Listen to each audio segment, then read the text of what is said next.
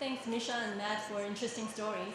Just a reminder, because we're going to have a raffle at the end of the event. So if you haven't done so, please drop your business card in front of the registration.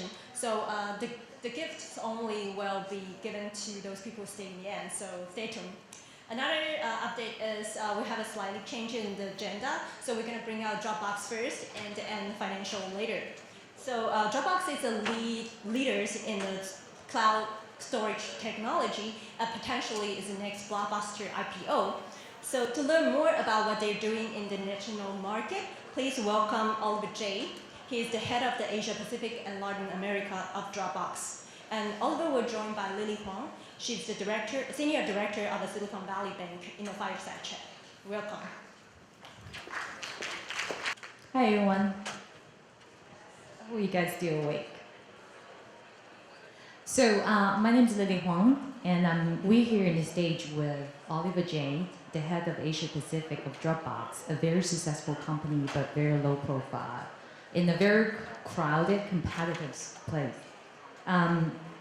So let's start with the questions to the audience. And Oliver promised me that the one who get this answer right will be able to have dinner with Oliver in Dropbox Cafe. So how many percentage of the Dropbox user are from outside the US? Who say 100%? Okay. Betty. Come on. Dinner with Oliver. 50. Okay, one more. I'll take two more actually. 80? Who says 70? Okay, right, 70%. We have a date.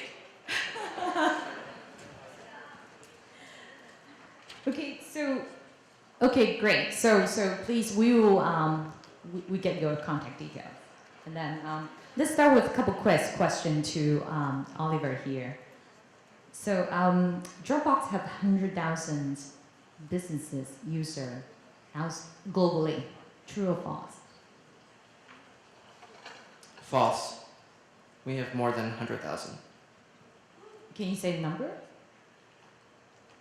Over 100,000. Okay. So January 2015, Dropbox announced a deal in Japan. You have a partnership agreement with SoftBank, and that results in 1 million of business users in Japan. True or false? That's true. Okay, very good. So with such a strong international user base, it sounds obvious to the company that you go international. And that's go back to our theme of this panel is push or pull. So is that the reason? And can you explain, help us understand a little bit more why do you decide to go internationally? Sure. So I think the name push and pull is actually quite appropriate. So for us, as we mentioned, the 70% of our users are outside the U.S. And so we grew up being thinking about international all along. And so the pull effect was really just where our users were. A lot of our users are in Asia Pacific. And so we believe that you can always, while they're already users or engaged or happy, you can always serve them better if you understand the local needs. So that's a pull effect. We already had over 100 million users in APAC, so hey, let's go serve them better. Let's learn about their needs. The pull effect is actually the acceleration. We think there's a massive opportunity to drive and help accelerate the adoption of cloud computing. And so we see an opportunity to leverage off of our base and accelerate that. And so that's the pull effect, the push. APAC is a big region. Please describe your experience in working with different countries and what's the sequence? Sure. So about a year and a half ago, we opened an office in Australia to cover Australia and New Zealand. And about 6 months after that, we launched an office in Tokyo. So that's been the sequence in opening up our offices there. And it's been great. We now have over 60, 70 people in APAC. In Australia, we got to from 0 to 40 people in less than a year. And in Japan, of course, we signed a big strategic reseller agreement with SoftBank. So it's been a fantastic experience. In terms of localizing to the needs, it's been really interesting too. We've learned a lot. So we're in the game of collaboration and productivity, and generally the use cases you see everywhere, but in different geographies you find different use cases being more predominant. So for example, in Australia, it's pretty interesting. Australia is actually a huge country.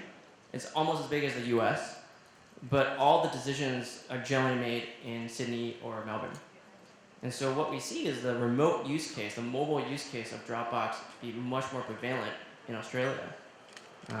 It's because there are all the needs to manage a workforce remotely, right? So mining is a great industry, big industry in Australia. A lot of these places, the feedback we get is in the mines, they actually can't get information from the mine back to headquarters without Dropbox. So that's, so we see more prevalence of various use cases in different countries. So we're going to go back to the operation question a little bit later. I want to ask one more question about this partnership that you have with SoftBank. It sounds as natural decision, it's natural choice if you go in to team up with someone in your space. But why a reseller? I think this goes back to the question about localizing. This is less about localizing to the user needs, but localizing to the local sort of buying behavior. So in enterprise IT in Japan, the typical route to market is to go through resellers and partners. And whereas in the US, a lot of SaaS companies, they build up a direct sales team like Salesforce, and they go direct to the customer. In Japan, there's been years and years and years of relationships customers have developed with system integrators, resellers, distributors, and so that's the standard go-to-market. And so for us, when we thought about going to Japan, we actually broke away from our typical selling model to really emphasize a reseller model. And SoftBank was an obvious choice because they're the leaders and massive scale and penetration in the market. In terms of management, the dynamic between regional headquarters and the US headquarters, the global headquarters, what are the dynamics like? What decision are made locally and what decision made here? Let's start from Japan. That's a great question. I think there's always a tension because there's two philosophies. One is you have to localize as much as you can if you want to actually be successful. So one of our principles is always to hire locally. So in Japan, we hired the former president of Symantec to be our country manager.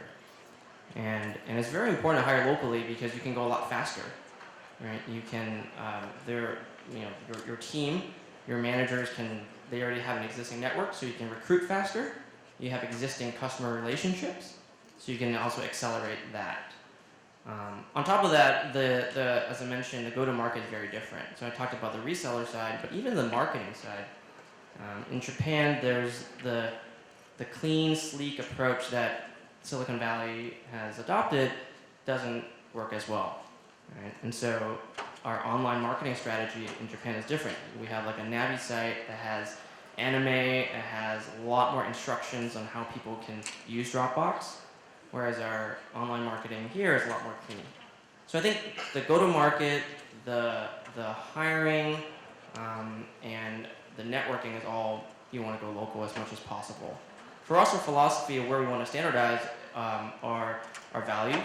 So the hiring attributes, right? What we do care about is that every Dropboxer around the world should experience the same kind of Dropbox experience. So we do that because we want to make sure that in the future we expect a lot of people to rotate around. We want the same experience. So what we do every time we launch an office, even in the US, we assemble what we call a landing team.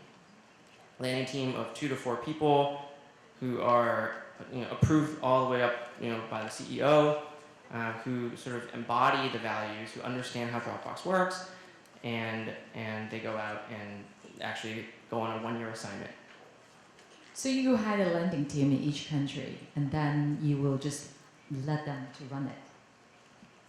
That's right, that's right. So the landing team's job is to, one, hire the local team, train them, make sure that they have enough bridges back to headquarters or whichever regional hub. And that is their success metric. I'm going to ask one more question. So on this, have you ever run into difficulty in talking with them?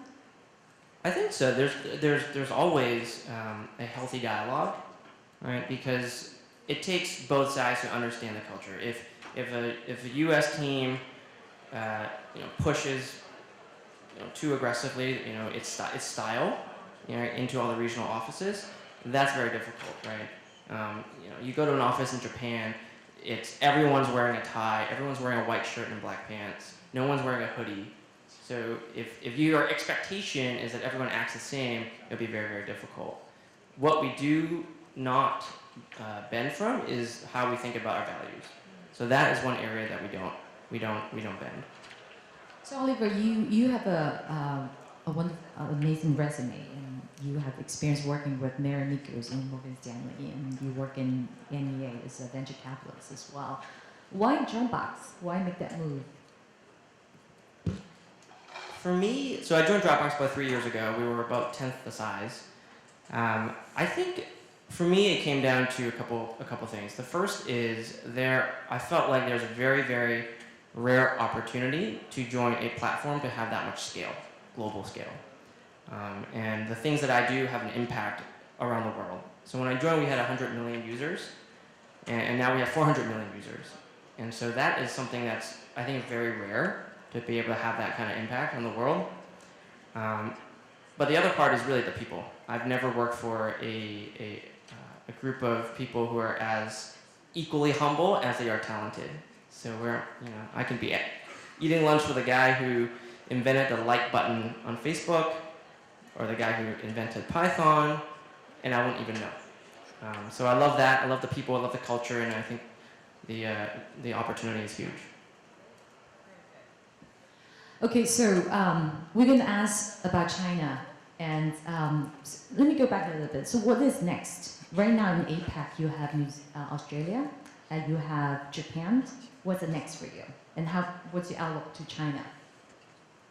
So I think in Asia, I think of it as like 4 big regions, right? You have Australia, New Zealand, Japan, Southeast Asia, China. I think Southeast Asia, we can cover from either here or Australia, because English is the predominant business language. China is interesting. It's a very small market, and it's no. Obviously, China is like a massive opportunity. It's a market that we're excited to learn about. It's clearly a market you can't ignore, and I have to say we're learning a lot because I think how users collaborate and get productive in China is a bit different than how you and I collaborate. And so I think by just watching and tracking what's going on in China, we can learn a lot about where we may want to go in the future. Thank you very much.